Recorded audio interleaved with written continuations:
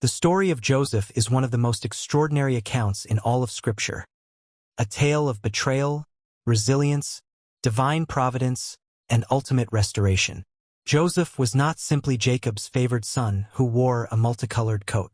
That garment, described in Hebrew as a kethaneth passim, was not just a fashion statement but a royal robe, a symbol of leadership that marked Joseph as heir apparent. His dreams of authority, where the sun, moon, and 11 stars bowed to him, were not childish fantasies but prophetic revelations of his destiny, and they immediately stirred envy and resentment among his brothers. When they cast him into a pit, the act was more than cruelty. It was an attempt to silence God's purpose. Yet God's hand was already guiding events. The caravan that carried him to Egypt belonged to Ishmaelites and Midianites, distant relatives of Abraham's line, showing that even in betrayal, family ties unknowingly carried Joseph toward his divine assignment. Sold into Potiphar's household, Joseph prospered because the Lord was with him, transforming him from a foreign slave into a trusted steward. When Potiphar's wife falsely accused him, Joseph's refusal was more than moral integrity.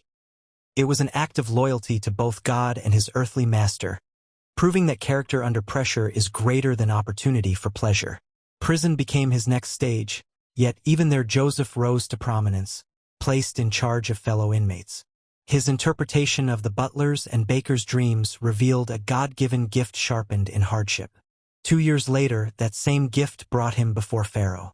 Egypt's ruler, troubled by dreams of cows and ears of grain, found no explanation among his magicians. But Joseph declared, "It is not in me. God will give Pharaoh an answer of peace," shifting glory away from himself and toward the Almighty. His interpretation, coupled with wise counsel, elevated him overnight from prisoner to prime minister, the second most powerful man in Egypt. Joseph's wisdom in storing grain during 7 years of plenty preserved not only Egypt but also surrounding nations during the 7 years of famine.